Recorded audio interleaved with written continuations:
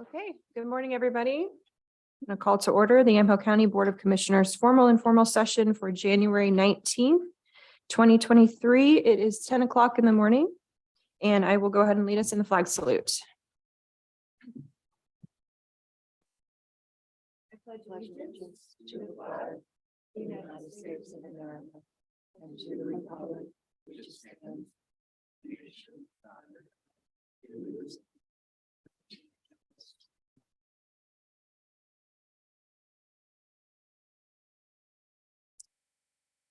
Okay, item C is calendar session. Anything to add to the joint calendar? No, Chair. No? Okay. All right. Seeing none, we will move on to public comment. This time period is reserved for public comment on any topic other than an agenda item, a quasi judicial land use matter, or a topic scheduled for a public hearing. So if you are here to provide public testimony today, please come forward. Or if you are online, please raise your virtual hand.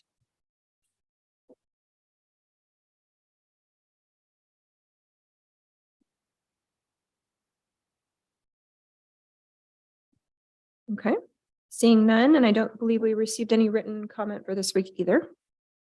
We will move on to department updates. We have nothing today, which brings us to our work session. And we do have a review and discussion of the Yamhill County Forest classification today. And I believe we are joined by Mike Cafferata, as well as Michael Curran. Welcome. If you could just state your name and address for the record. Good morning, Mike Cafferata from the Oregon Department of Forestry, 801 Gales Creek Road, Forest Grove, Oregon.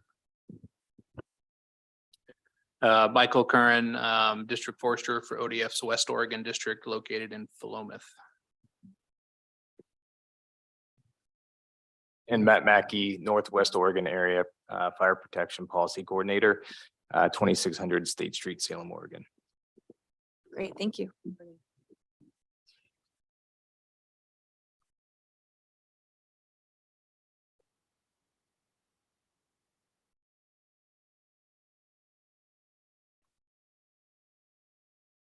Go ahead and Okay. begin whenever you're ready. Great, good morning. Thank you for letting us come to your commission meeting this morning. Again, my name is Mike Cafferata. I'm the District Forester for the Oregon Department of Forestry. So we basically do three things at the department. And job one is fire protection. We provide the wildland fire protection over the forest land in Yamhill County. We also help private landowners with manage their lands, part of which is the Oregon Forest Practices Act, but also all their other land needs. And we manage the Tillamook and other state forests, West Oregon District State Forest as well. We're here today around forest classification. So this, you may remember from 5 years ago, Commissioner Starrett. This is the process by which a county decides which lands meet the definition of forest land and thereby get wildland fire protection within our district boundaries. And so if you meet that definition and you're within the district boundaries, then you help pay for the fire protection for your forest land. So this is a process, it's been in statute for a long time. Landowners at the turn of the previous century, when needed to have fire protection, put this process together. And then we went through a process 5 years ago to update it. It had fallen out of date over the decades. And the statute calls for reviewing that every 5 years to keep it updated so that it doesn't fall out of, doesn't get outdated and then is inequitable. So that's what we're here for today. And we would request that you reestablish a forest land classification committee. It has 3 members of the public, a member of the appointed by the state fire marshal. And now we are asking for Chief Leifert from McMinnville to be reappointed to that committee through the fire marshal's office. 1 member from the Department of Forestry, that would probably be Eric Perkins. He's our protection unit forester in Forest Grove. He's also a deputy incident commander on one of our fire teams. And a member from the OSU Extension Service, and we think it'll be Alex Gorman. He's the county extension forester. And then we would also, besides reestablishing that committee, we've brought you 3 names of people who are willing to serve on the committee and would offer you them for your consideration. If you have other members you'd rather have on the committee or a different recruiting process, we're happy to do that as well. Chair, I have a question right now about that. Sure. Thanks for being here. We appreciate it. Nice to meet you all. The names that you brought us, how did you land on them? Yeah, I wouldn't exactly say people are beating down the door to be on this committee. So we recruited them. They're people that we know in the community, or in some cases, when we went to somebody that we knew and said, are you interested? They said, no, but you might try this person over here. So we think of them as community members who are willing to serve and are somewhat knowledgeable with forest land and with wildfire. Was there any distinction made as, in other words, getting people from various persuasions or fields of expertise? So we wanted a balance of forest landowners and agricultural interests. So one is a farmer who also is familiar with wildland fire, and the other two are forest landowners. And in fact, one of them is a member of our Forest Protective Association. That's the group of landowners that helps us with the budgeting and with the level of protection we provide. And so that's Rodney Jacobs. And he was our president of the association, Private Landowner Association. Now he's the vice president of that landowner association. And he works for Stimson Lumber. And the scope of their responsibilities? He and his company has responsibilities around representing the company for wildland fire protection. And then by profession, he's a forester and does all their reforestation activities. No, I mean, as a collective, as a board. Oh, the Forest Protective Association. So back in the day, that was the fire protection. So I think it was formed in like 1913 or something. It was a Wildland Fire Protective Association. There were actually a whole series of them really around the state. And then in my neck of the woods, there were three. They combined into one, the Northwest Forest Protective Association, I think in the 30s. And then after the Tillamook burns, they had, a real challenge around the finances and the fire protection. And that's when they joined with the state. And now they're a protective association that works closely with us around fire protection. And so they represent the landowner community paying the bills and asking for a level of protection. There's two of those that never reverted to the state contract. And so, or three of them, there's Douglas Forest Protective Association, Coos Forest Protective Association, and Walker Range. And they're private companies that do the wildland fire protection for those lands. All the rest of them reverted to state contracts, and the state provides a wildland fire protection in association with that protective association. I'm going to want to come back to that piece, but It's a fascinating Stop piece now. of history. Yeah, Yeah. it's really interesting. So the Northwest Oregon Forest Protective Association, is that kind of like, do they have a budget? Does Mhm. someone pay into that? Yeah. Is it, who pays into that? Okay, so the association itself has a very small budget, which just runs their association business. But essentially, they all pay in through your Yamhill County assessment to pay for their fire protection. And so if you're a landowner of forest land inside the protection district boundaries, you pay an assessment on your lands that pays for fire protection. And that association, really, they work with us to make sure that the money we collect is well spent. So they help us decide on what level of protection, how many engines, how many chainsaws, how many seasonal fire crews we hire. And then when we have fires, they work directly with us, for fire protection. So they help us get equipment that we don't have. They review what we've actually done in the field to make sure they think we're actually working together. They'll be there 24 hours a day till the fire's out. Some of them run the engines, they also provide their own engines to help. And then afterward, as we go through the finance package, they'll look at that as well. So oversight is probably a weird word. It's a partnership and it's a very close working relationship, but it's absolutely oversight on the Department of Forestry's fire protection business. Okay, so I'm looking at a property tax bill. It says Fire Patrol Principal Northwest and Fire Patrol Surcharge Northwest. Yep. Which one of those goes to them? Which one of them goes to you, or do they all go through them? Okay, they all go to the Department of Forestry. So that there's two things there. The first one, Northwest Fire Patrol, that's the per acre assessment that landowner pays. So if it's 100 acres, it's probably like $120, $130, or I'm not sure which district it's in. Our rates are a little bit different based on our budgets. So that's the per acre assessment rate that we use to hire that initial attack staff, and pays my salary and it pays the buildings and the lights and the whole shoot match for fire protection. The surcharge is a $47.50 surcharge because there's a structure on that property. And that recognizes that it's more expensive to provide fire protection when there's a structure. You can't just put the dozer blade down and and start plowing dirt, you have to go around the septic field. And so there's a surcharge. It's not to provide protection to the home necessarily, it's to provide the recognition that it's more expensive when there's a home there. And that money goes two places, actually. It goes to us for initial attack, and then a large portion of that surcharge goes to the emergency fire cost fund that helps pay for large fire suppression. Just Yeah. Real quick, I think to what, because it's important to understand what that surcharge brings for the property owners are, when there is a wildland fire, we can bring a lot of resources to bear, whether it's helicopters, air tankers, hand crews, dozers, like Mike mentioned, you name it. And that surcharge money and a piece of that minimum charge goes towards paying for those resources statewide. So, And this is under your discretion, or does it have to get approval from the state to initiate? I guess as Like far as a what- district? We is haven't it- seen any airplanes in the air and in recent years. So who authorizes that? Oh, yeah. So I mean, so the money goes into what we call the Oregon Forest Land Protection Fund.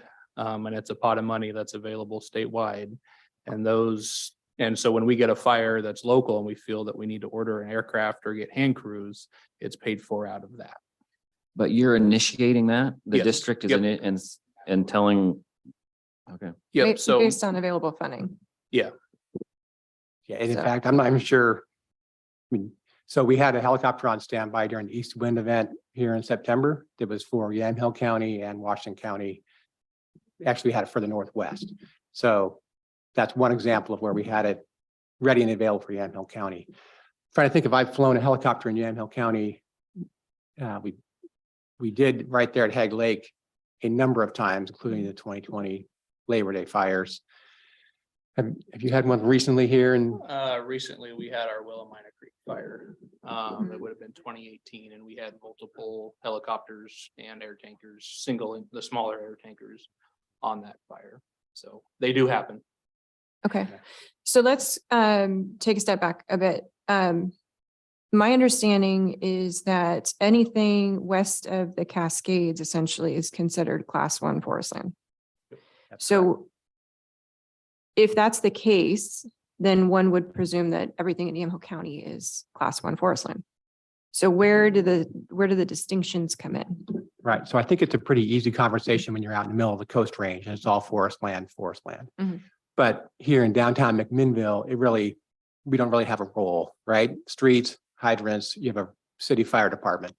And as you leave McMinnville and head west, first you get to the really heavy agricultural ground that has under full sprinkler systems and it's completely flat. And after harvest, there's really nothing there. We don't have much of a role there. There's some debate about that, but really not much. But as you leave that and you get into the farms and sort of intermixed stringers of trees, there's some question there, and then you're into the forest land. And that's really the role, what we found 5 years ago, that was really the role of the committee. We had missed pieces out in the forest land because the property had been subdivided and, somehow it fell through the cracks. And so one neighbor was paying and one neighbor wasn't. And so in that process, we fixed that so that both neighbors are now helping pay for the system.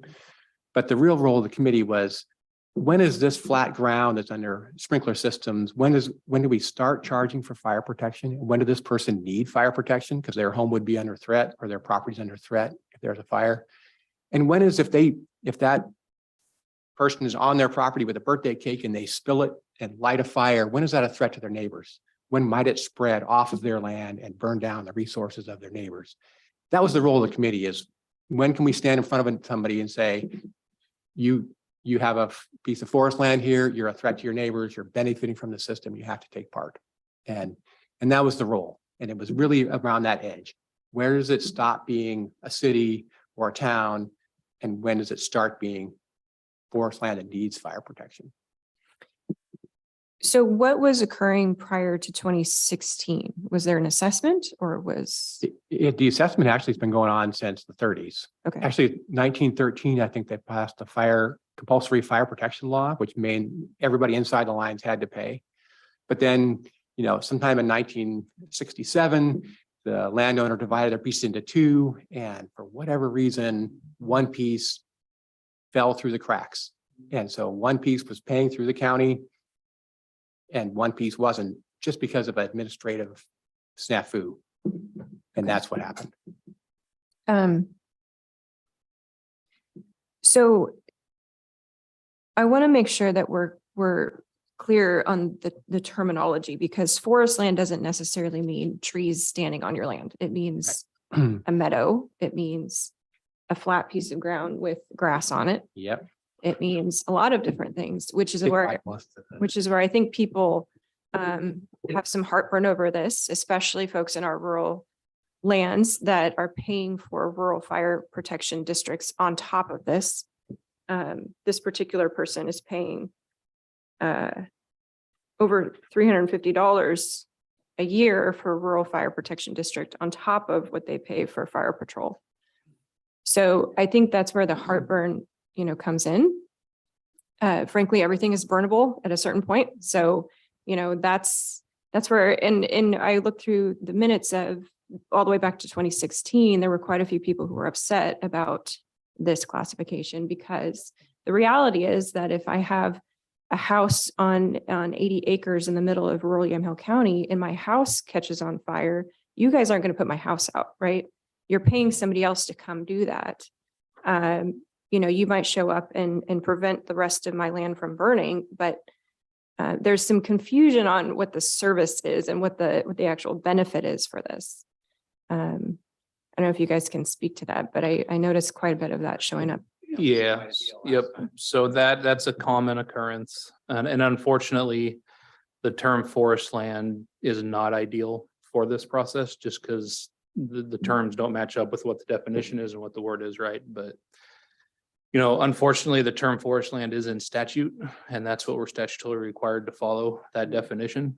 And you're correct that when you read that definition, right, is anything that can carry fire at any time of the year.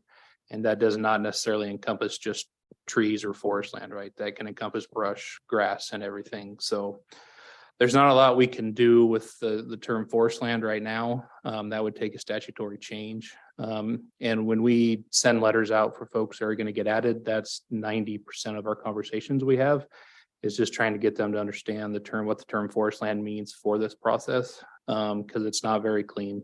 And I think the big take home too for me with this process, right, is the makeup of the committee is important, right? Especially with having a state fire marshal rep, because then we have which is usually a local fire chief to the county. And really they're ultimately there to determine, right, where they're helping advise us, right, where there needs to be wildland protection and where there doesn't need to be wildland protection, because we're not trained to put out house fires, but we are trained in wildland. And the fire departments are trained to put out structure fires. We cross train, we help each other out, we respond together to a lot of our fires. But at the end of the day, they're there to protect the structure, we're there to protect the wildland. And also with the makeup of the committee, right, we have, agricultural interests. We have somebody with an ag industry tied to the committee as well. So they can help provide input in terms of the farmers, right? Because with some farms, you're going to have irrigated fields. You're going to have other irrigated areas where there's probably not going to be much threat of spread of fire at any time of the year. So we try to get those various interests that have ties to the rural area, right? And they can help advise the committee and ultimately come up with a decision on where there ultimately needs to be wildland fire protection and where there's not. So a lot of it's tied back to how that committee is making up and just making sure we have the right folks at the table for it. So, and a lot of that comes to having a state fire marshal rep and somebody with an ag background on that committee as well. Sure. I think my concern is that, there are certain people, maybe the state fire marshal rep, that sees things through a certain lens. Yep. And you're constantly looking for risk, right? It's like an insurance agent. Everything is a risk. Yeah. But we have to balance that with private property rights, which is also a big part of this. So that's why I want to make sure that if we do sort of adjust the committee, at least from our end, it will be done in a way that makes sure that our private property landowners are protected. Because anything, like I said, you can come in and say, hey, that looks like a risk, that looks like a risk. So we're gonna include you. Well, I'd bring up, right, to the hard part getting our assessment role updated to where it needs to be. So who ultimately is paying for protection is paying and receiving the service. That hard part's been done. Really now this is just maintenance of the assessment role. And, we've done some initial reviews, and there hasn't been a whole lot of changes in Yamhill County where we protect. So we actually aren't foreseeing hardly any changes to our assessment role, if any. Really the big changes will occur on getting folks taken off of the assessment role. Maybe there's a development outside of town and that encompasses 20, 30 acres that was paying, but now it's paved streets, hydrants, you name it. Mhm. Those folks don't need to be paying wildland fire protection. So we'll actually remove them from the role. With the maintenance side of this and that 5-year review, just from past experiences, we're typically not adding people. It's more removing folks from the assessment role just because over time land use changes have occurred and developments expanded, and those folks don't need to be paying for wildland fire protection anymore. So I think that's an important thing to understand too, is we're not reinventing the wheel here. The hard work's already been done back in 2018 to get us to this point. Now we're just trying to do the mandated 5-year review. And like I said, from our initial review, it doesn't look like there'll be really any major changes to it. If anything, it's probably just going to be removing folks from the role itself and have them not be paying. So granted, the committee is going to make that ultimate decision, but just like I said, from a very high level overview that we've done, we don't foresee much. Okay. And can you clarify what the rate is? Because this particular person looks like they pay the minimum 1875 and 4750. It sounds Yep. like the flat minimum. So fire resources between like my district, West Oregon district, and Forest Grove district are a little different, just as far as the number of engines and people. So our rate's going to look a little different depending on what district you fall in. Okay. But essentially how it works is, we come up with our adequate level of protection that gives us our dollar amount to fight fire that year. And what happens is that gets spread out over all the acres that are receiving protection and it spits out a per acre rate. But in statute, we don't do a per acre rate just for folks once you meet that minimum threshold. So like for West Oregon district, I believe it's if you own anywhere between 12 or 13 acres or less, you're paying the minimum $18.75. And it's going to be a little bit different for Forest Grove district just because their budget's a little bit different. So there is that minimum acreage threshold where you just get the minimum $18.75. And then anything above that, you get what we call the per acre rate. And for West Oregon this year, it's $1.25 an acre. Wow.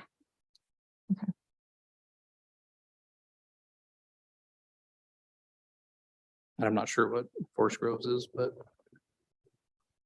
So over, you said 13 acres? yeah, it's 13? 12 to 13, Okay. somewhere in there. And is it the same minimum for Forest Grove? Yeah, the The 12 or 13. 1875 is the same. Our rate this year is $1.48. Okay. So So I'm trying to think of some recent activity that we can kind of wrap our minds around this. So the Chehalem fire in 2020, Labor Day fire. How did you, because we saw TVFNR responding in mass, right? And those folks pay quite a bit of money for TVFNR. How did ODF come into that? So the Payroll. Chehalem fire is interesting because it's not inside the protection district boundary. So I think, so we do not have fire protection responsibility there. Okay, So that goes back to that 1930s map they drew. I believe it was sheep farmers there and the sheep farmers didn't want fire protection. But if you just cross the valley a little bit and we had what we call the power line fire outside of Hegg Lake. And so that was Gaston and our department that jointly attacked that. And then we took it over and managed that fire. And okay, that was 100 acres and we kept it into like 4 days. So Okay. yeah, we were the wildland fire protection agency that managed that fire, paid all the bills. Now it was also just outside of our district, but because it was a threat to our district and they needed the help, we took it over and managed it for them. And then they ended up paying the bills through the fire marshal's office, but we Okay. did the work for them. So, and if you go back to 2014, another fire at Hegg Lake there went to 120 acres on us and we had 7 aircraft by 8 o'clock in the morning the next day, holding that to 120 acres. That was Scoggins Creek fire.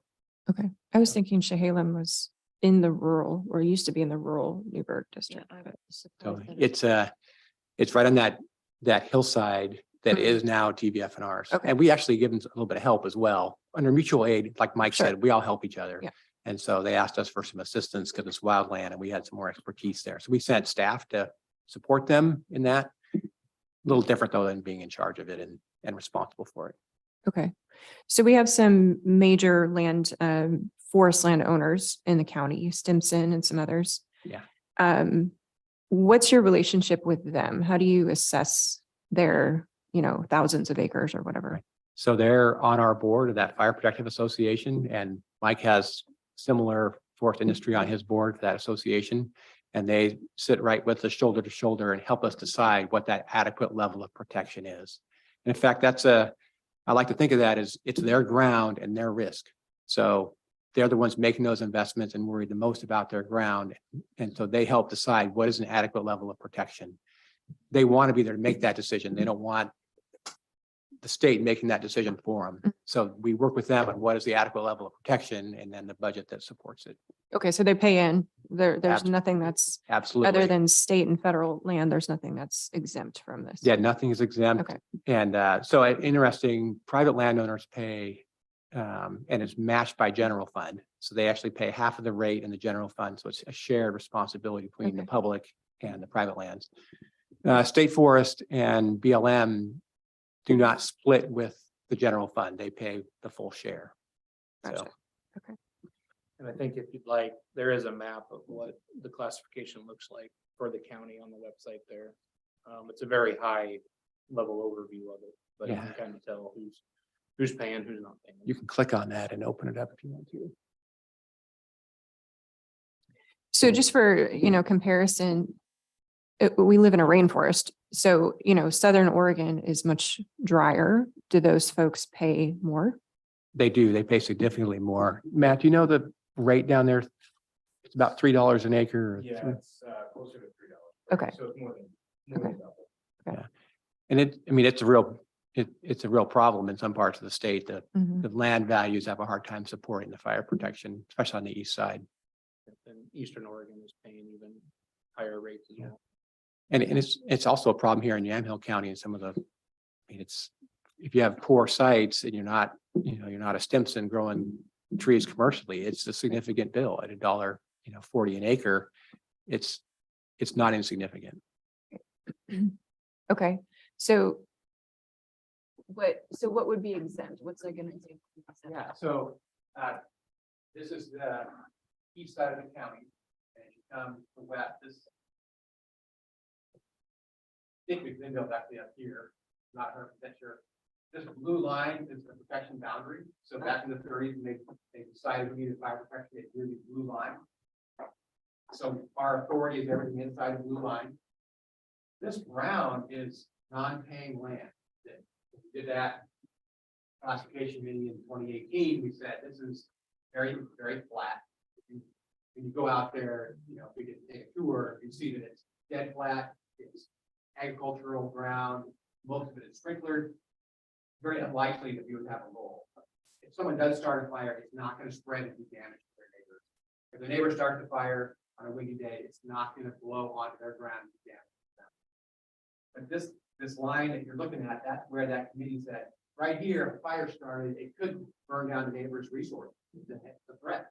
Or if the neighbor had a fire, it could spread off their ground. That's and then so everybody, once you get into this side, everybody there.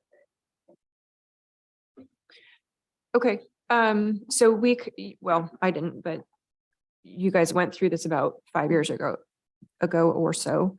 And I'm not familiar with who was on the committee. I know the names, but I don't know them. And there is an appeal process, and it sounds like some people did appeal, right? There were a few landowners that did. And I guess what I'm concerned about and what I'm asking is there anything that you would change now this time around to avoid something?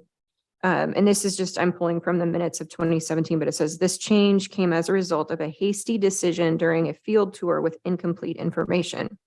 So someone was, lumped into this, appealed it, and then it was reversed because of this Yeah. this comment. I don't know why specifically, but is there anything that, looking back that you would change in terms of who's on the committee and why, and maybe make these decisions a little bit stronger so that we don't have, numerous appeals?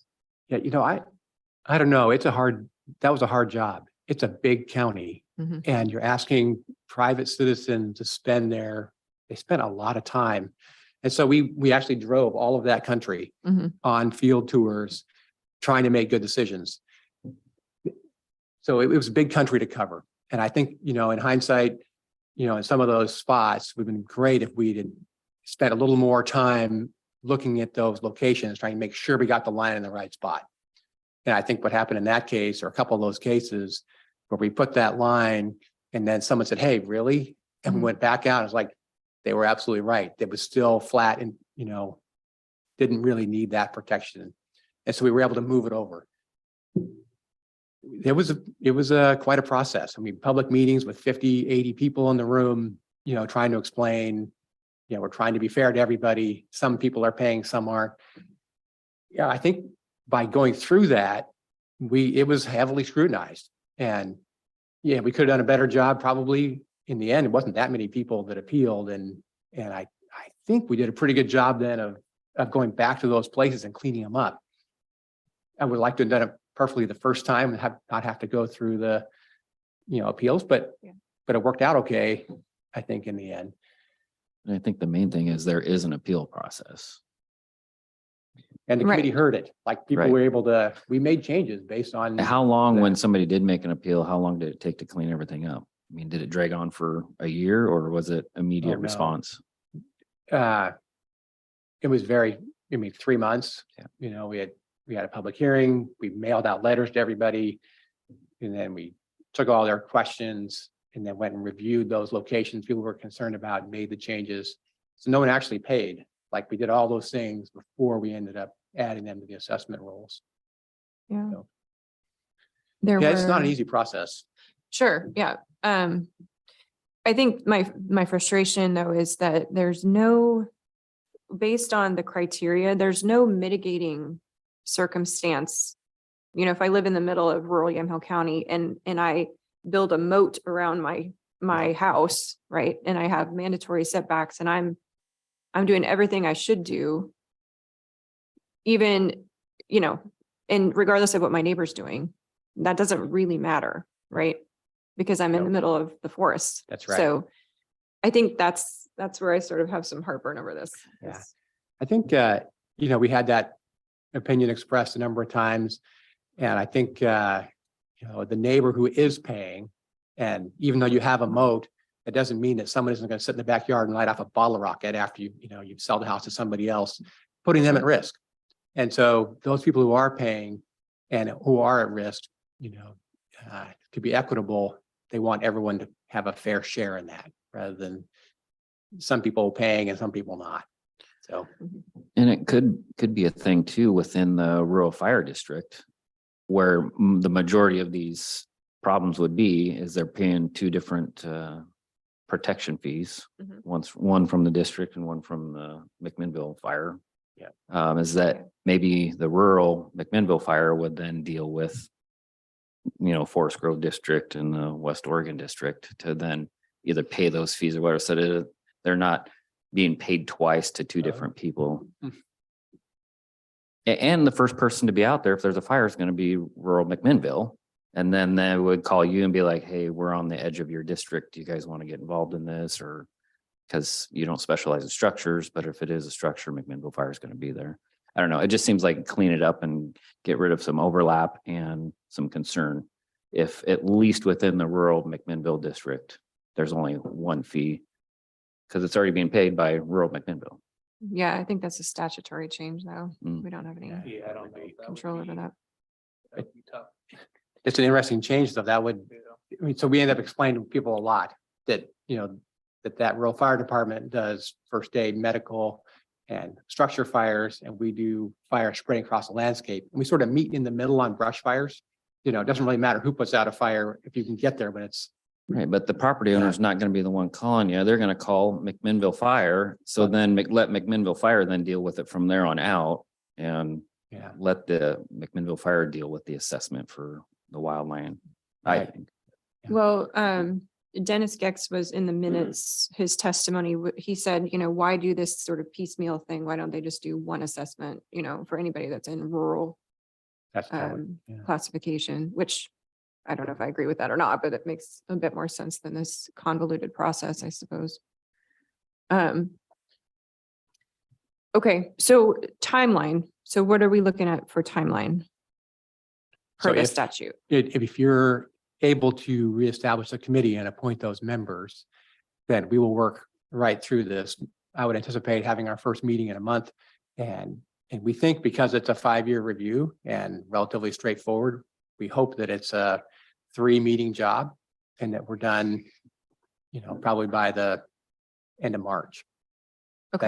So That'd be pretty a quick. goal. Now, if we run into complications and we discover new information, I won't make any promises, but Yeah, I mean, it's gonna take us a little bit of time because it's gonna be all new members as far as the 3 appointed through the county commissioners. So we'll just have to get them up to speed on the process, how it works, the bylaws and all that.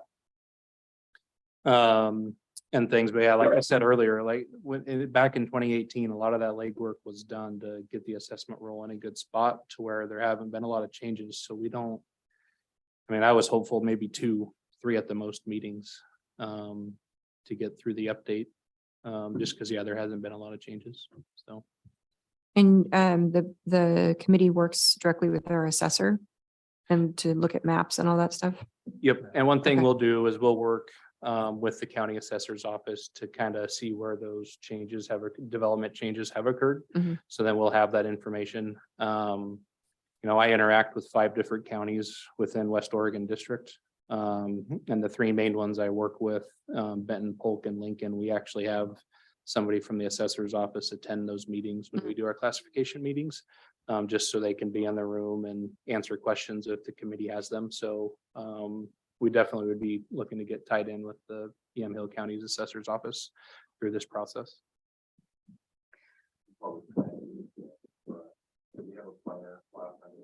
I can't speak for before. it was the county assessor. Didn't come to very many of the meetings, but that's who we worked through, but we'd be happy to do it in a different way. Yeah, historically, we haven't worked a lot with the planner's office. It's primarily been tied to the assessor's office. So. And we'd like to, of course, public is welcome at all the meetings. It'd be helpful if we could keep and update the county website so that all the meeting minutes go up there and we can announce upcoming meetings there. To anybody that would like to attend or follow along, we have a very transparent place for them to do that. Could you copy the board on those updates? In other words, when you're having meetings, things like that, just so that we can be aware of it and keep an eye and Certainly. answer questions. Yes. And of course, you'd be more than welcome to come to any and all of that information. You mentioned that there were 3 districts that had not signed on. What is the advantage to them? What are we seeing that their experience has been? Yeah, Commissioner Sturr, I'm not sure what the advantages are. Certainly, they kept more control locally. Like in Douglas Forest Protective Association, I think they have a little more autonomy, not being part of the state system. So, we are subject to all the state rules and regulations and guidelines, and sometimes they are able to get by without doing some of that stuff. So I think they have more local control and can kind of avoid some of that larger bureaucracy maybe that the state carries sometimes. My concern is that we've had some significant fires that air support was not deployed, and that was a decision of our past governor. And there was lots of concern. We were in a crisis, and there was deliberate decisions not to deploy air resources that we had the ability to deploy. And so, having had a front row seat at the Smith Road fire across the street from my house, seeing 7 alarms and Department of Forestry, it was one of those things where you had to say, at what point do we pull the trigger on air support? And I'm sure you've all, and I'm not going to speak for you, but there's some frustration there. So if we're tied into a state, a political system and a state system that's not making use of this, we have to ask, number one, why? And then how do we circumvent that? And if that would include us having a little more autonomy, I just want to put that out on the table. Yeah, copy. I think for us, aircraft, I've almost always been able to get it when I needed it. Unless it was so busy statewide that the priorities were such that, you know, there's not, on a bad day, there's not enough aircraft to go around, like in 2020. Other than that, we've always been able to get it. Anyway, go ahead, Mike. Yeah, I would just add, I mean, aircraft are good tools. They're expensive tools. But sometimes they're not the best tool either. A lot of it depends on the terrain the fire's in, distance to a water source. You know, with tankers, you have to have the right terrain in place to be able to utilize them effectively. Because, you know, if you were to order a Type 1 air tanker, that's $20,000 right out the gate once you order that resource. And if you can't use it effectively, that's $20,000 you just wasted, right? So there's a lot of thought processes from firefighters on the ground when it comes to the right tool for the right job. And things, so just understanding too, that there are some resources out there, depending on where the fire is, it may not be as effective, right? And we just don't want to waste money type thing either. So it's important to understand that piece of it. I don't want to face Roddy Jacobs if I've wasted that. No. We try real hard. We have an administrator who has some experience with BLM fires. Long time ago. But yeah, I mean, it is something to consider when we've got this for 5 years. I just wanted to make sure we considered that. No, I appreciate that. For me, the frustration ends up being like, I'd like to hire more seasonal staff. We have a certain number of positions allocated to us. It takes me time to go through the processes. That's sort of a state set of processes. And the private associations don't have to do that. They operate faster. So there's some benefits, you know, the funding mechanism that we have with the splitting with the general fund, and they also get to split with the general fund, but it's a little more cumbersome and a little more, there are some benefits being part of the state system as well, I think. So I don't know, there's trade-offs. I have a question. So equipment wise, do the districts own firefighting equipment, or they mostly contract out with the state? Yeah, Commissioner Johnson, it's a mixture. So we have initial attack equipment. So we, like in the Forest Grove office, we run 3 Type 6 engines, we call them 300 gallons, and 3 Type 4s, 1,000-gallon engines. And we have chainsaws and pumps and hose and fittings.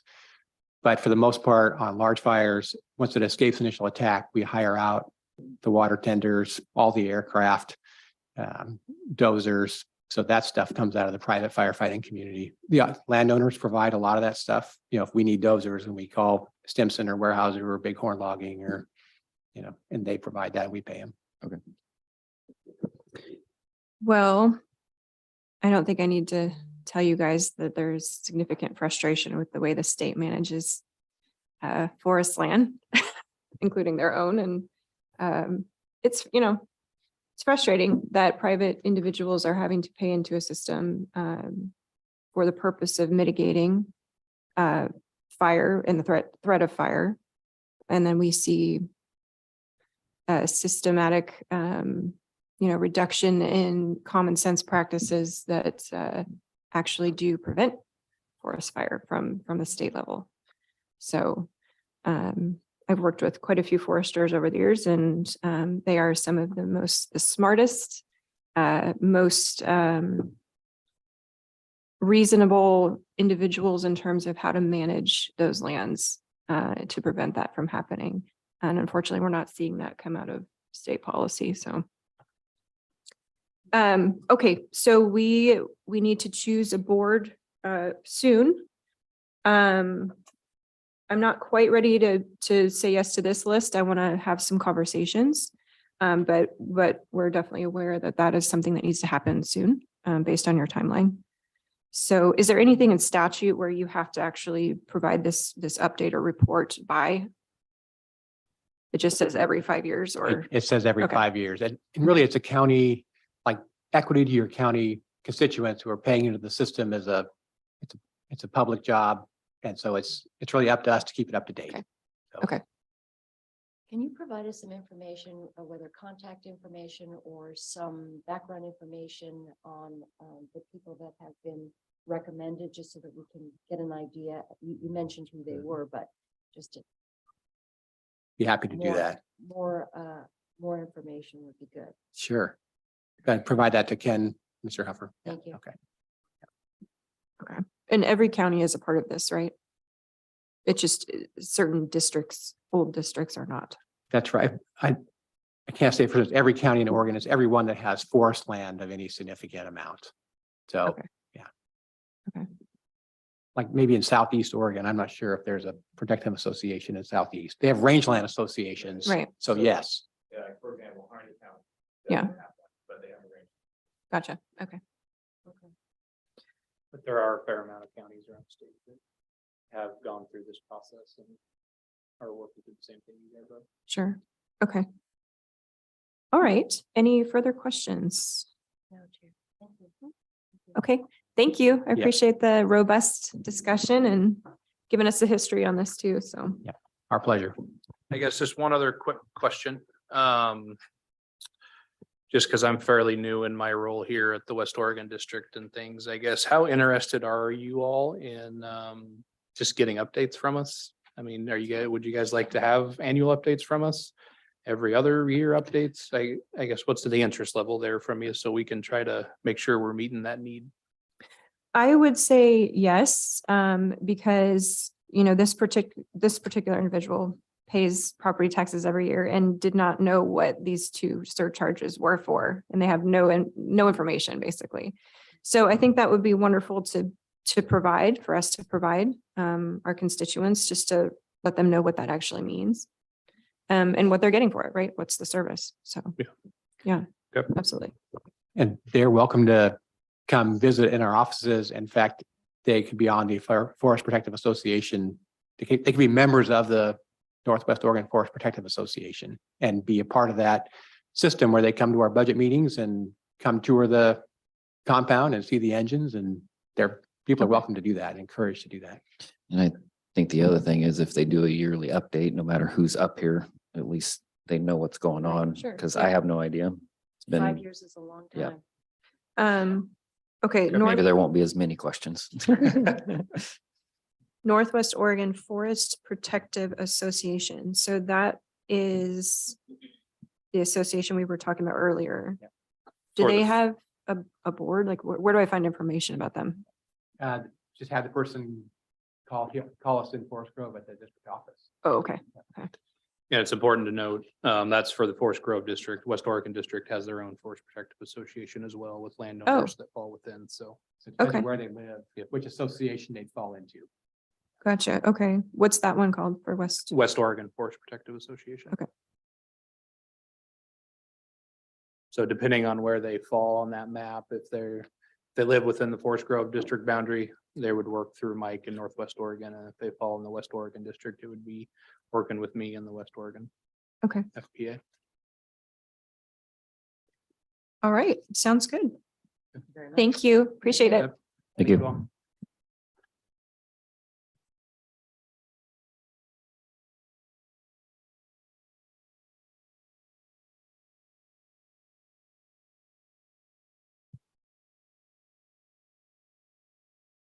Okay. Let's see. That brings us to our consent agenda. Do I have a motion to approve the consent agenda? So moved. Okay. Any further discussion?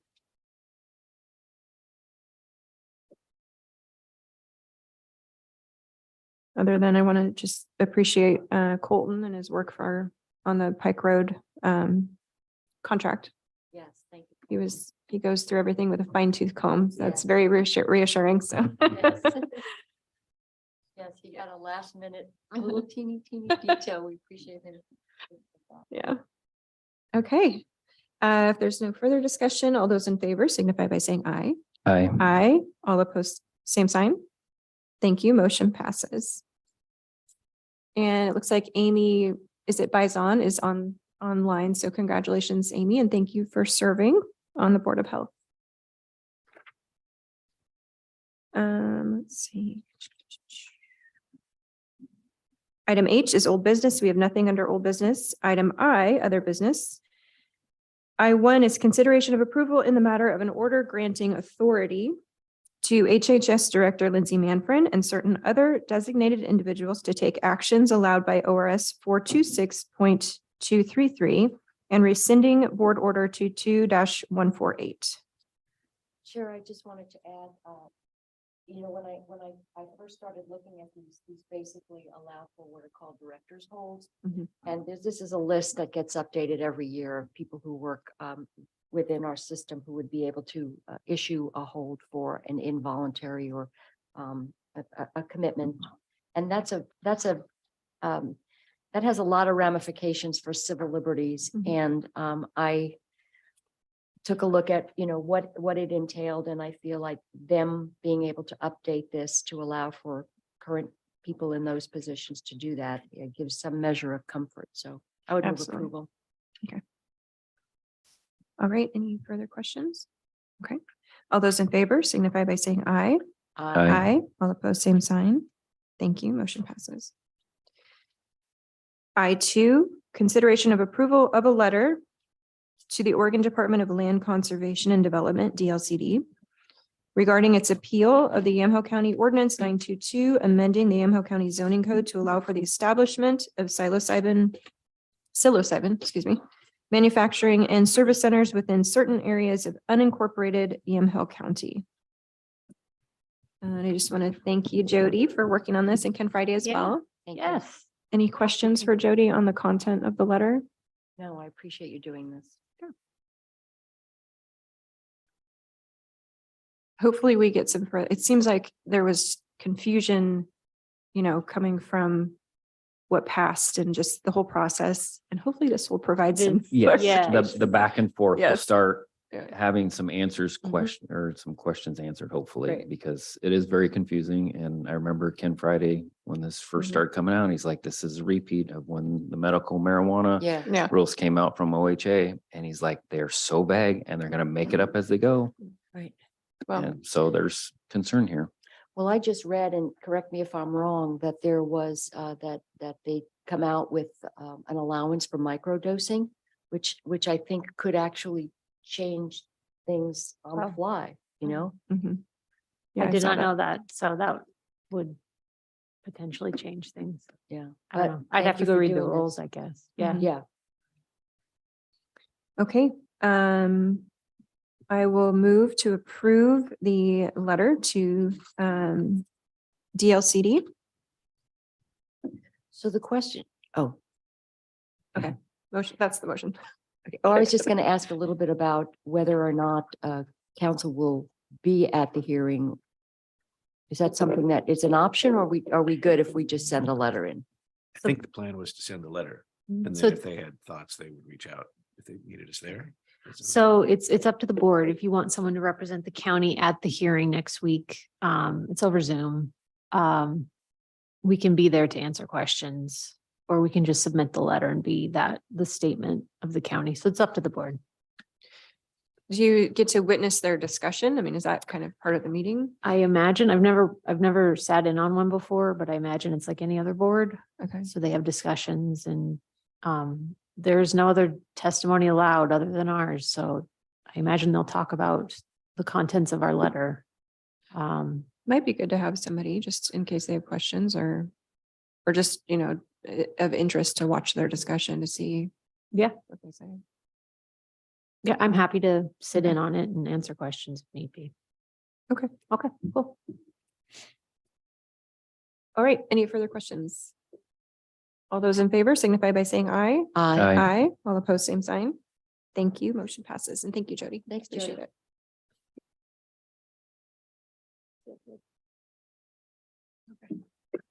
Was that good? Sealed bid next. Oh. Is that the next one? Oh, that's down a bit. You want us to do that next? No. Okay. That's fine. Okay, so I3 is consideration of approval of the 2023-25 State Transportation Improvement Fund, STIF plan. And we have Cynthia here today to answer any questions we might have, but this is something that is essentially updated every 2 years, right? We go through every 2 years. Correct. Okay. Commissioners, any questions on the stiff plan? No, thank you, Cynthia, for this. Oh, I did have a question. There is a line item here for Special Olympics. Where am I seeing that? Do you know what I'm talking about? There was Yes. I remember there were some changes to the way. Can you just kind of fill us in on the changes and bring us up to speed? Certainly. So there were a few differences this year or this biennium compared to last biennium. For the sake of Commissioner Johnson, I'll give you I put a lot of it in the memo, but just one little brief thing I want to mention. The State Transportation Improvement Fund comes from an employee payroll tax that was passed by House Bill 2017. And it is funding that provides for new projects. And you can, once funded with STF, then you can carry them forward. And then during the last biennium, they decided to eliminate I shouldn't say eliminate, let's just say transfer an old fund, which used to be called the Special Transportation Fund, which was for elderly and disabled transportation, and combine it with the State Transportation Improvement Fund. So this is the first biennium where we have done that. And so in the past, we have about 4 nonprofits that received funding through STF. Just to make it confusing, we have to make the names almost exactly the same. But so all of those folks applied through this process. So we had an application, they submitted them by the December 16th. And those agencies are Special Olympics, MB Advancements, OMRS, Abacus, which is a county department, and Yamaha County Transit also. We also apply. The transit department applies. And basically what happened in this STIF plan is we pretty much kept it similar to how it was funded with STF. It's just a new funding source. Oh, I've had it on Do Not Disturb, but It's kind of nice, actually. Yeah. Very, I was gonna say. wrong.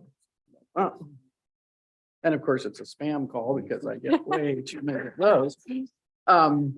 So anyway, included in the ranking, the committee ranked are all those projects. The one significant difference is in the past, the nonprofits have not typically applied for vehicles, but in this plan, Abacus put in a request for $35,000 for a vehicle, and OMRS has one in for $75,000.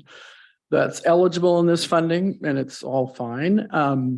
It does make it so that the request amount is a little higher than it typically would have been through the STF process, but we have enough funding, and I made it really clear when we were discussing that at the Yamaha County Transit Advisory Committee that, you know, it's a little more than in the past, and it might be something that they just need to look at going forward. They maybe don't want to continue to fund that level every biennium, but it's completely the committee's, you know, choice and your choice as the qualified entity of how much to fund.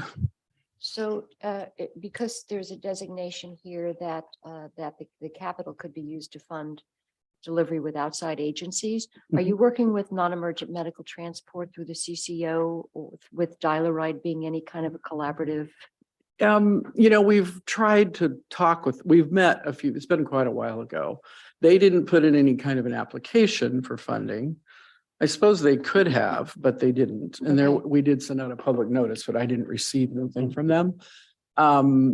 Typically, most of their trips seem to be to like areas transit system doesn't go. So I know they do a lot of trips to Salem, to like a rehab center, those kind of things. And we don't really have transportation that goes that far. Okay.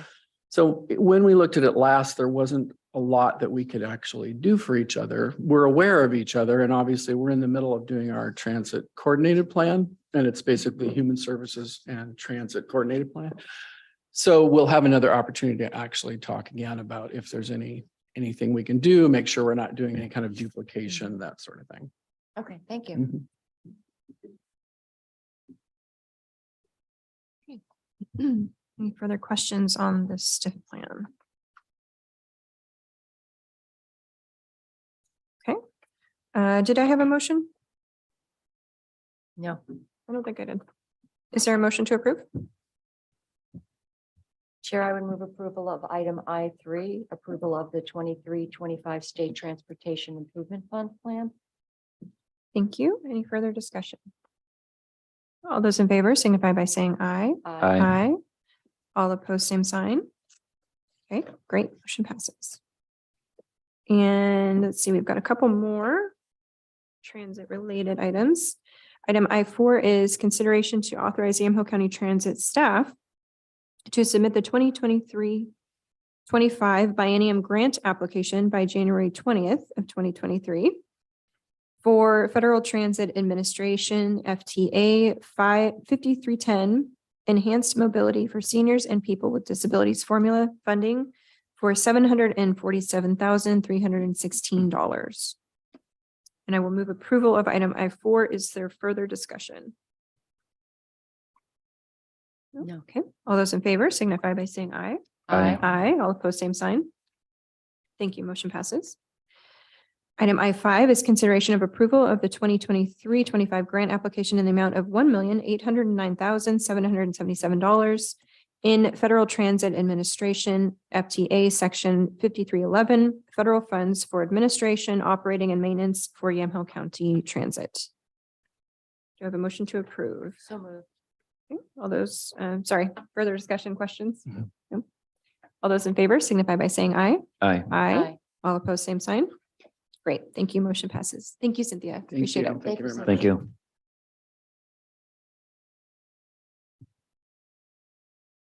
Okay.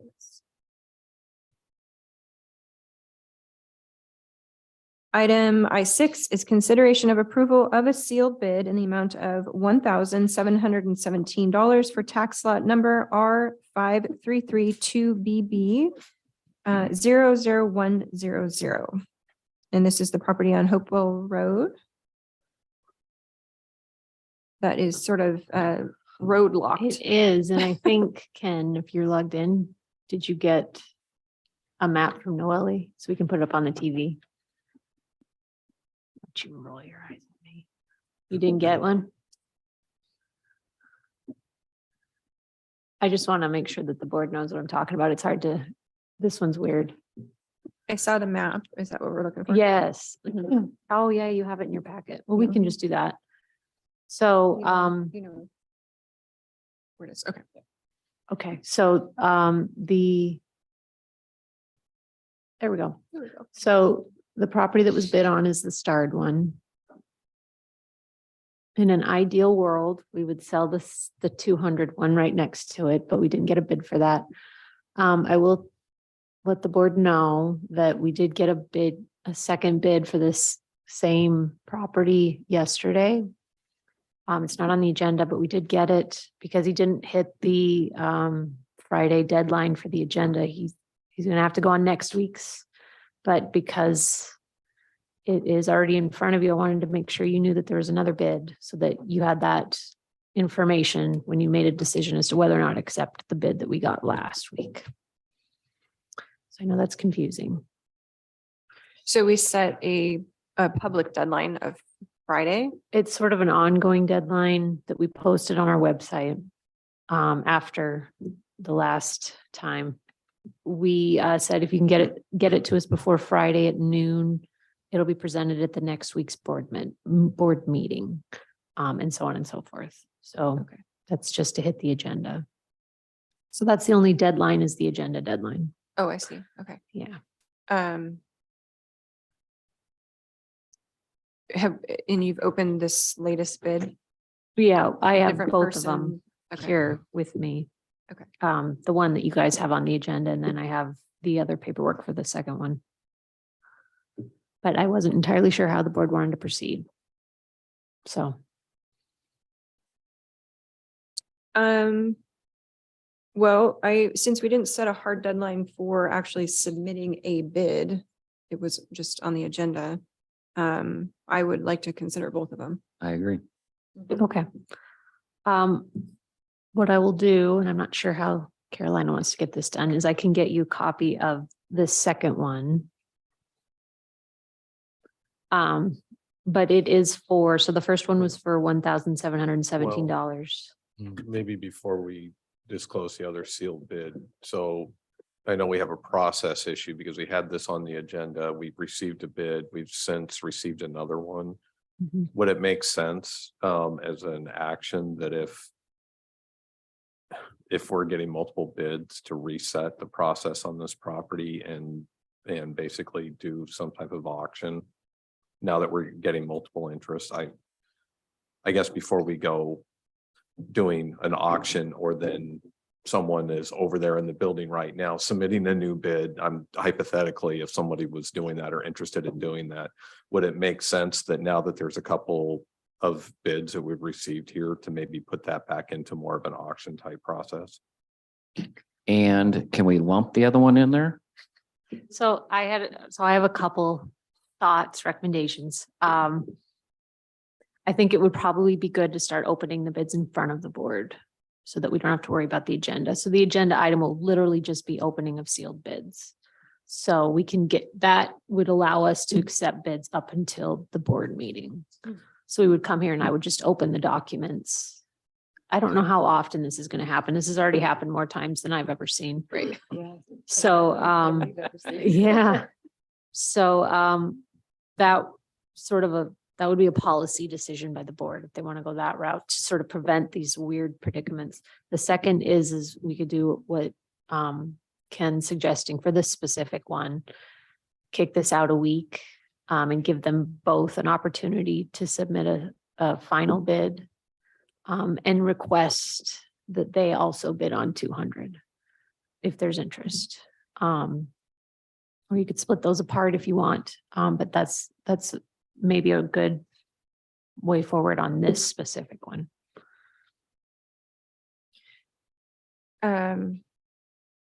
Yeah, I mean, we clearly need a process set for this, which you've brought up before.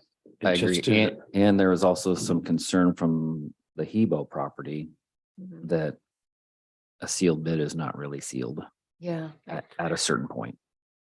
So there's kind of Just some to- confusion there that needs to be cleared up to whoever's bidding on it, I guess, so they know Mhm. what the process is. So you've got all the information too. What we have also done in the past with properties like this that are at these dollar levels. We have actually facilitated communication between bidders, right? So we have one bid, then we'll get a second bid. We'll let the bidders know what the latest bid is and allow them to decide whether or not they want to submit another bid. And we've done that on a couple of properties, and you get to the point where one of them will say, okay, that's it. Right. I'm not willing to bid that much more. And then you bring that final highest bid back to the board. So it's not a once weekly thing where I'm not it sure what's still what- stays open, they're still communicating, you guys just. Well, we've update done us, that in or- the past. I don't know if that's the process we followed with this particular Okay. property, but that's another one that the board could consider. If you were interested in making sure that at the end of the process, we've got the highest and best. My bid before biggest the thing is board. with these properties, just make sure that you're just not sending a letter out, but we're actually physically making a phone call to the easiest surrounding property owners. This one's a little bit harder because you got Mhm. Lafayette Highway on one side and then I think that coffee stand, which is right across the road, but there's roads literally on all sides of this one, so. On that note, the second bid that we got yesterday is actually from the neighbor to the south. So I believe he owns 301. I believe that's correct. If that's not correct, I'll correct that with you guys, but he's one of the surrounding owners. And up to this point, we haven't been telling folks that it's a combined bid, right? You They're need two to bid separate on both. lots. Yeah. Right. We've So allowed folks. They're to just bid up on the one. website as two separates. So that would be another change as well, as the board wanting to Well, now. tell them, okay, well, we would like you to buy both. Yeah, Well, we can. it's a also- little late for that though, isn't it? Yeah. Well, we can also, I mean, you could do that if you want, but I think I appreciate your concern is that they haven't submitted bids for both. So then they would have to go back and reevaluate and determine whether or not they have the money or the interest in buying that other lot. And we haven't had that requirement up to this point. but- Well, And it there's- is up, it is listed on the website and is up for sale. It is, for But there is a sale. But it limited hasn't been bid. up, right? Yeah. So we can't just by law. Unless the No, board because there's, could or wanted And to. the second one, the, More was two, owed on it. yeah, it has a higher minimum bid The smaller property has a higher. because it has a higher real market value. Okay. So, Well, it's not as wet. The other one has Palmer Creek going through it or Yeah, a that's side fair. fork of Palmer Creek. so the only way to sort of lower that minimum bid is to send it back out to auction at a low bid. But other than that, we can't drop below, the minimum bid, which should be page 1. Oh wait, we're looking at the wrong one. The good Never news mind. is if we sell this one first, it'll have a neighbor that can now bid on the smaller one. That's very true. That's very true. Yeah, so the minimum bid for this one was 1697. The other one, I'm pretty sure is, I don't want to guess. It's significantly more than that. This is definitely the most awkward part of our job, Mhm. dealing with these. Yeah, I guess I push it out just because I want to see the other bid, so. Mhm. I would say push it out, but then also see if they'll buy the other. I mean, that's just gonna be impossible to sell. I feel like if we're not saying, hey, 2 for 1 here. The person who did bid yesterday has expressed interest in both because I believe he's actually been taking care of them. Okay. So he has expressed interest in both. He just did not bid on the 200 one. Probably because of the price, would be my guess. So are we okay with having Jody go back and approach them and say, hey, we'd really like to sell 200 as well? Well, yeah, it's not gonna hurt. Ultimately for me, I just want to see what the next bid is. We don't, still next week, we still don't have to do anything. We can kick the can down the road another week and decide once we see that other bid. And then by then, maybe we have more information on whether they truly are interested in the second piece of property.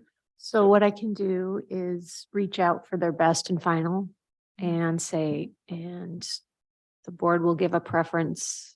And please correct us if I'm wrong. We'll give a preference if you are willing to buy the second property. I don't know, we can put that into play as part of we're sort of changing the rules after the fact. So I don't know that that would be fair. But I mean, we can certainly offer it to them, but that's not what this was presented as. And now we're going, oh, and wait, by the way, after we've received a bid or 2 bids. There's nothing that says you can't do it. Because it went to Oh. auction, we're allowed to sell to the highest and best Okay. offer. And we can define best as it's in the county's best interest to sell them both. But that's Together. not what we originally, we just offered.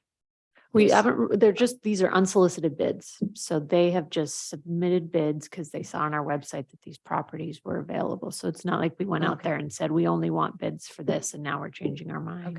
It's, if Yeah. that makes sense.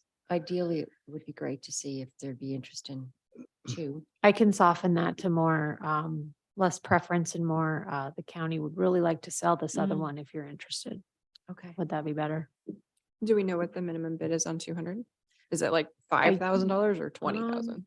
I can text Noelle and ask her real quick. Okay. I mean, that's quite a jump, I suppose, but you don't know until we ask, so we'll just. Is Noelle on the call? No. Oh, And these were both up for auction, right? And they didn't get any. exactly. Yeah, Yeah, no okay. interest. Although the second bidder did go to the auction. That was when he first expressed interest in the properties, at least to me. I guess my recommendation, because hearing the discussion, it doesn't sound like the board's ready to take action on this bid that we've received today. So if there's direction to come back, and then Jody could also get the follow-up information about the other property that's been requested. That way, just in the interest of time, that we have a lot of folks instead of texting and. I already got an answer though. So the minimum for the second one is 6,350. All right. 6,350. Yeah. So it's not It's not Right. unmeetable, but it's Right. more, it's a heavy lift. Yeah. But I can certainly do however the board wishes me to present that. I agree with Mary, but now knowing that the higher limit for a smaller piece that's, you know, bordered by two or one major highway, I would, and I know somebody might be a little bit peeved at this, but it might have to be a package deal to make it work out. Mhm. Okay, well, let's start by moving it. Yeah. And then we can sort of get some more clarification. That's fine. Okay. So I will propose that we move item I6 to next week. Is that enough time to? I think so. Okay. We'll give them until Friday at noon to submit their best and final and so do you want this a hard Well, preference or? tomorrow's Friday. Yeah, Yeah, tomorrow's that's Friday. not. Tomorrow's Oh, Friday. okay. My recommendation would be is if you're gonna do a follow-up and you want to have something ready to present to the board on Thursday morning, would be like a 5 o'clock on Wednesday. Because you're gonna bring unsealed bids straight here and open them here, right? Sure. Or we could kick it out another week. Okay, you're killing me. That's I- okay. I'm fine with tomorrow's that. Quick. Well, so- and if we're combining them two though, you might want to go out Right. 2 weeks. Okay. Give until Friday, a week from tomorrow. A week A from week from Friday. tomorrow. Yep. And I'll still bring them in sealed. So. Although I don't really need to, Okay, or I could give them until Wednesday before the board meeting.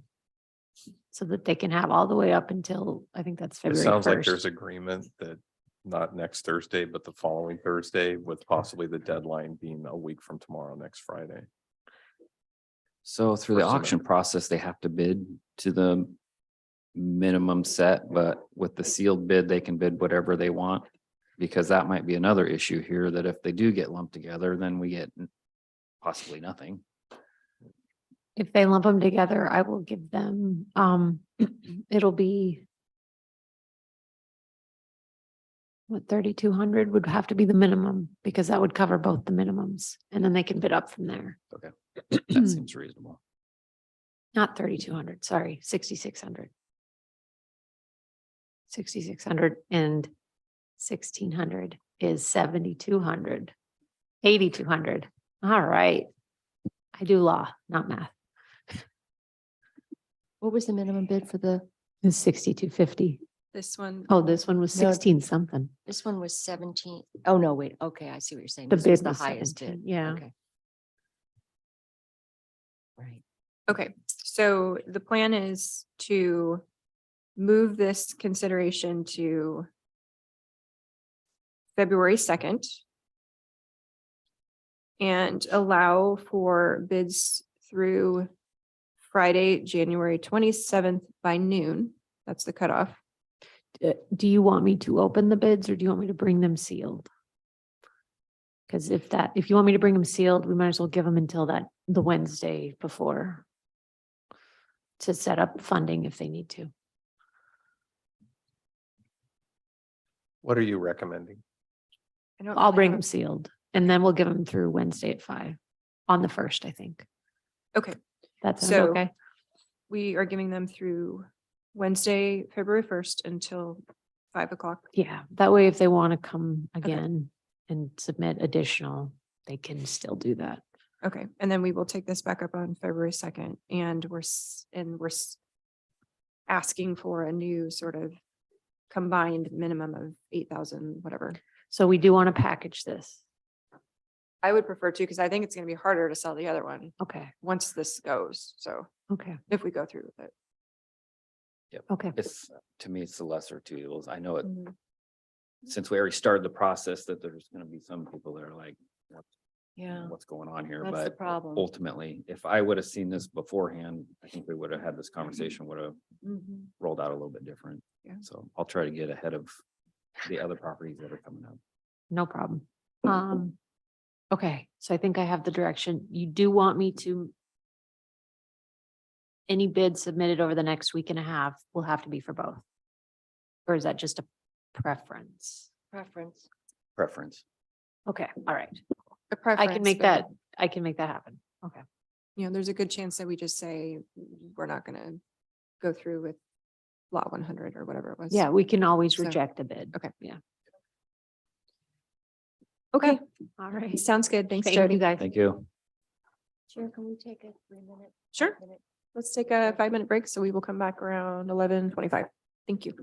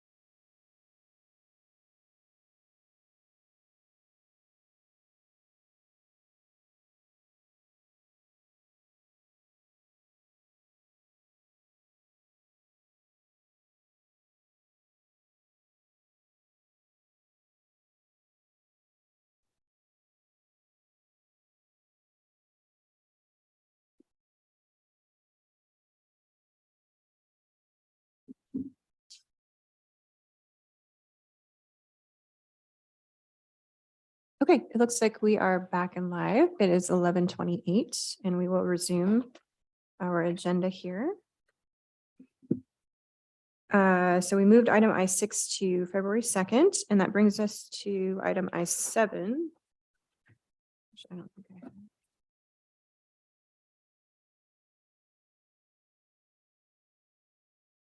Yes, okay. Item I7 is discussion regarding the said court contract. And this is something that I added for this week to not only get an update on where we're at with the said core contract, but also just have a discussion with commissioners to make sure that we're on the same page going forward. To bring some, finality to our decision. We need to make a decision whether or not we're going to stay with said core or do something else because the clock's ticking.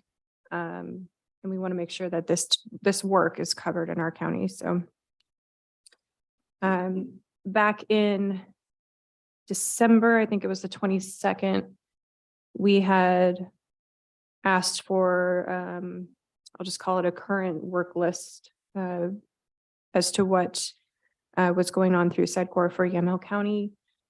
We haven't seen that yet. I don't know, Ken, if you have an update on that. Well, just to be clear, for clarification, I thought the direction, because I wasn't at that meeting, but I thought the direction was for staff to work with SEDCOR staff on that list, not necessarily that list or is ready to be presented today for the board. And I will say that I've met with Eric and Abisha, and I do have a draft that Abisha sent me yesterday, and I haven't had a chance to give it a full review because it's been a lot of things, but I did receive that yesterday. So that's the latest update. Okay.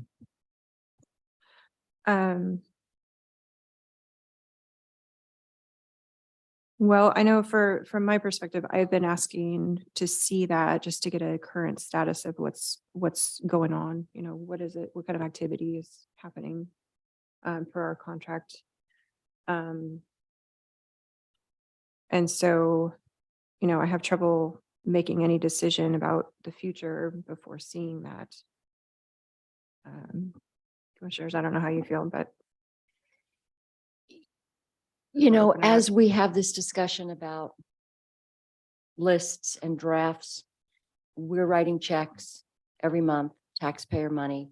And so if we're going to be considering the fact that we are taking time to come up with a list and we now have a draft and now we've got another week, another 2 weeks, or we're doing this on the taxpayer's dime. And I feel like the clock has run out for me.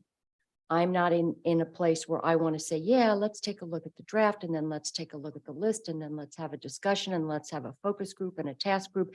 I don't think it's necessary. And I think, again, it speaks to, I don't necessarily think this is the best use of taxpayer money if we're not getting information we've been asking for. So that's my perspective, unless I'm missing something. Well, I share the frustration for sure over, a current work list. I mean, obviously, this has been a discussion that's happened over. I'm confused, and I just want to be clear because if there was an expectation that, or with a timeline or a deadline that I was supposed to have a list and have the work, because like I said, I was out on the 22nd. I had a meeting with Eric and Abisha to help clarify what was my understanding of what was being requested, that a list to put together some information to be provided to staff. And I'm really unclear if there was an expectation that I was supposed to be ready or relay an expectation to SEDCOR that we were supposed to have a list ready to present today. So I want to be, I'm not clear on what the expectations were on that. And I just, in fairness to SEDCOR, that's not what I relayed, that there was a deadline that I needed to have this because I had to present it today or share it with the board today. I'm not aware that there were any deadlines. I understand that this has been an ongoing discussion. And I'm prepared to, again, I need to review it and I'd be happy to share that with the board. I just want to be clear that I wasn't operating under that expectation. And if I'm incorrect or if I missed something, my apologies, but I think I just want to make sure I clarify that, if you want to see the list and that information, I will review it as soon as this meeting wraps and I'll share it with the board. If you go back and listen to our meetings, it starts on the December 15th, where we had a discussion about the current work product for SEDCOR. And there wasn't anything presented because that was sort of the initial kickoff of our discussion as to where are we at. Kit, you weren't here, obviously, but the 22nd was when Ken, you were gone, but Justin was here. And I remember asking Justin if he had an updated list in terms of the work product, and there was confusion then over, what was being asked for. And so at that meeting, we did say we would like to see a current work product list. We didn't meet on the 29th, obviously. And this is now the third meeting of January, and we still haven't seen a current work list.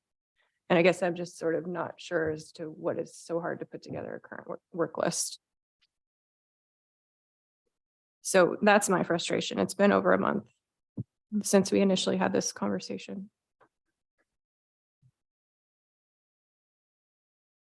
Well, to Ken's point about not being aware that this is when we were requesting a list and you just got a list.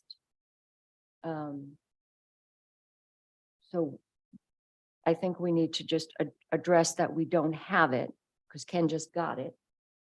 I don't know if it was conveyed to SEDCOR that they were being asked for a list. They were asked for a list. Yeah, in fact, that was conveyed and we were discussing about what to include because I think much like was presented was how to present a list that may contain potential business names or efforts that are underway that aren't necessarily ready for, public notification or announcing that with respect to the business that may be exploring some options. And trying to work through the list and they presented a draft that they were working on, and it gave me an opportunity to provide some feedback and we were able to discuss some of the elements on how to handle potentially some of the confidentiality issues that might come into play with some of the program areas, and then also what level of detail to get into that. And again, that meeting happened last Friday afternoon. And so I got that yesterday. But like I said, I haven't had a chance to review that. I haven't Okay. looked at it. Well, I think that's fair. I mean, we can't say if we haven't had a chance to look at it and you haven't had a chance to look at it. I think it's information that once it's been vetted, because I know we did have there are discussions around the non-disclosure and confidentiality and what constitutes something that government can share and can be shared with a private entity. So there's that piece. But I think at this point, I feel like once we've made the determination that there is stuff that's in the pipeline, stuff that's being worked on, enough time has passed to be able to say something's got to give here, because I'm in the place where I frankly have lost patience with the lack of information that so that we can make decisions. I'm not casting aspersions on what Ken just got because he just got it. So it's not something we've had a chance to look at, but I do think that this is now becoming almost ridiculous. So being new to this, I just get the public side of it, because I sat on the meetings, and there's a few different things. One is by next week, we're gonna have detailed information once Ken figures out what can be said and what can't be. So I'm willing to wait for that to make a determination. The existing contract right now is a wind down starting in February, right? And then the contract expires in June. Is that how the contract is right That's now? correct. That's what's in the current. And last extension. meeting, SEDCOR said, we understand that the contract can go away. There's like a 30-day termination clause. Right. And I think there was another question that came up besides on what projects were going on was, what does a membership look like? Because we have a contract, but we don't have a membership, I think was clarified last meeting. And so the question became, what does a membership look like when the contract goes away? And we So were that told- would be another thing that I'd like clarification on by the next week's meeting. Right, and we were told there wasn't we didn't have an actual membership. Right. But to me, it is important for us to know what are the options for working with SEDCOR going forward in either a revised contract or another collaboration or something that looks different. I know the cities have, I believe Justin said that the cities have some relationship and can have those types of things. So all I'm saying at this particular point is that we're writing checks every month. Yeah, 3,000 a week. Yeah, that's a lot of money. And if it were our money, we wouldn't be so generous with, well, let's take another month, let's take another week. It's not my money. And those checks are going out the door. So. Well, and I suppose my frustration is that we've been talking about this for a month. We have been talking about the future of this contract. We have said we would like to see where we're at so that we know if there needs to be a step down or if there needs to be a revised contract, we can say, here's what that might look like. Or if we are going to choose to go into a different direction with economic development, what kind of timeline is needed for that? And we got to make sure we have enough time to do that. So perhaps I wasn't as clear or, blunt about the timeline that I expected to see that list. But I feel like I was pretty clear that I wanted to see that back on December 15th and then again on the 22nd and then again this month. So I hear what you're saying. I still want to see the list. Yeah, I but I definitely want to also- see it too. Yeah. But we also need to make a decision. So, if we push this to next week, my expectation would be that we see the list, but that we also decide. Are we going to continue to do this? Are we going to revise a contract? Are we going to go a different direction? We need to make a decision. So I was hoping that would be today, but I don't want to see the list on the same day that we're going to make a decision. So if we're going to get the list, I'd want to see it by Tuesday or Wednesday at the latest. Right. Especially just depending on how extensive it is. So for me, I would not feel comfortable making a decision next Thursday if I got the list on Thursday or Wednesday night. I'll do a review and I'll try to have it to you by tomorrow. And if there's questions that I have that I need to circle back with Abisha, I'll circle back with Abisha and Eric, but otherwise, I think we have something that's, again, I haven't done a review yet, but I'll review it today and I'll have it to you tomorrow. okay. Yeah, I want to see the list. I think that will be important. Okay, so we will get the list tomorrow and then I will be moving this item to or consideration of this item to the 26th.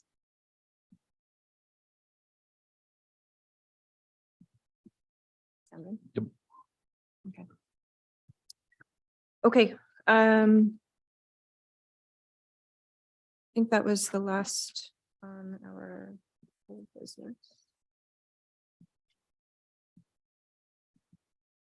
Yes, okay. Item J is public hearings. We have nothing today. And that brings us to item K, announcements. So commissioners, I would like to have a card signed for Congresswoman Bonamici. She was in an accident and is recovering.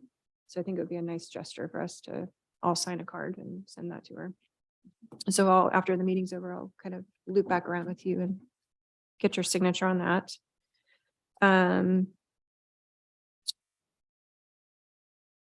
Some other announcements. So I participated in I listened to the tolling meeting that was on Tuesday night. And this was a ledge committee, the Transportation Legislative Committee on where ODOT came and gave an update on their tolling plan. And pretty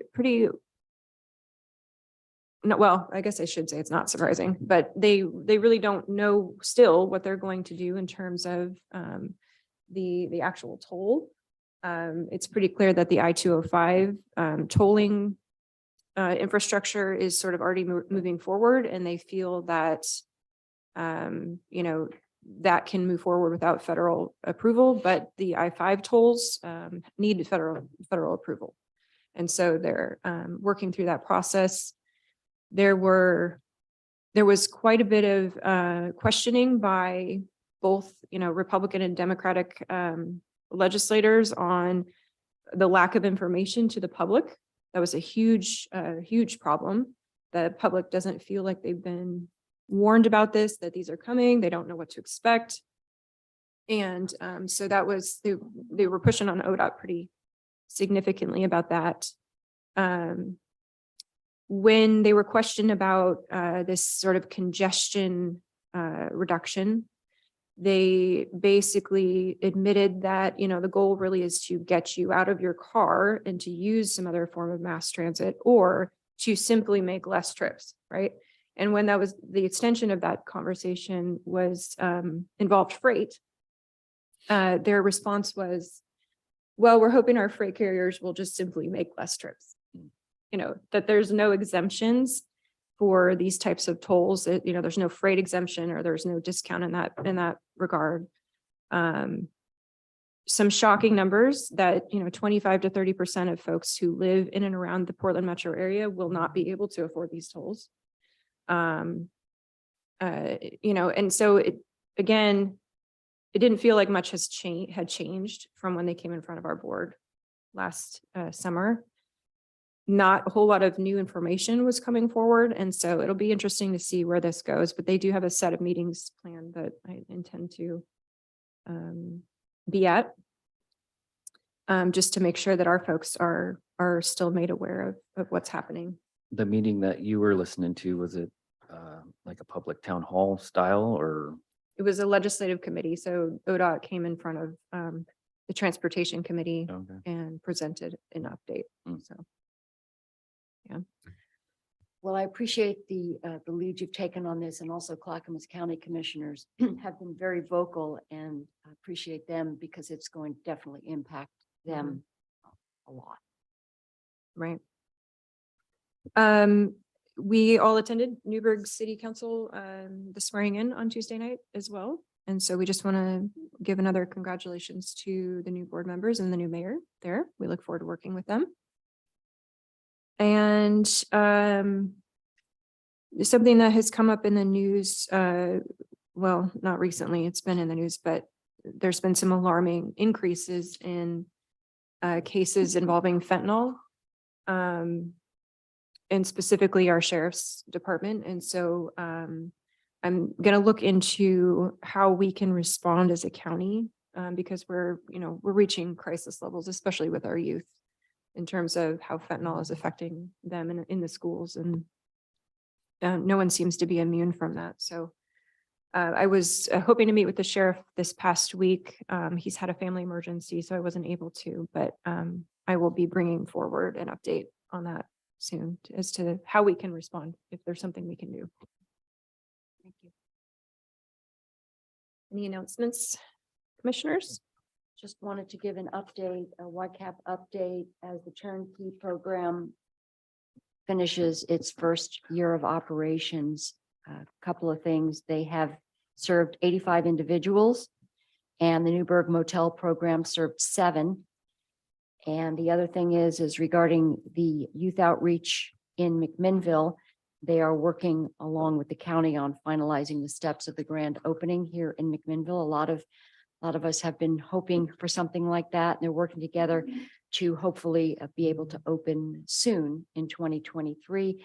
And also some good news, they've been able to safe shelter youth for 3 of them in host homes, 9 youth that were working on running away from home. They've been able to shelter folks, and there have been 1,800 contacts with 29 street youth. So youth outreach, the youth outreach program at YCAP does an amazing job. And also the Meltdown is underway now. That's with right. Meltdown. Yeah. 41 restaurants and other businesses participating. So if you can get out and support that effort. And that's the whole month of February, right? Yes.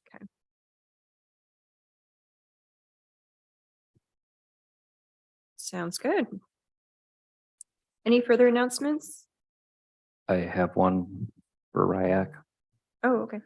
I went to their meeting last week. I'm the liaison for it, so they discussed a few updates to their bylaws. Great group of people, by the way. It's a good meeting to go to. Discussed updates, some of their bylaws, and also a new, I think next week will be coming before us to approve a new member. A recommendation, Ryan Webb. He's from Grand Ron. He works for Grand Ron Tribe. And great guy. So that'll be, hopefully Mark can give a little more background when he comes next week on that. But Great. that's what I have for my liaison department, my first one. Good luck at your county college. Yes, thank you. Oh, and I was just gonna say with the Forest Land Classification Committee, my intention is to reach out to a couple of those folks that they proposed and just get some background. And then also have us see kind of what their backgrounds are. But then, based on that, those conversations, I might look at soliciting some other folks in the county that, we know and have had experience, like maybe on our planning commission or with the assessor or things like that, where, they would have some direct experience on assessing land and knowing how to work with that group. So we'll see.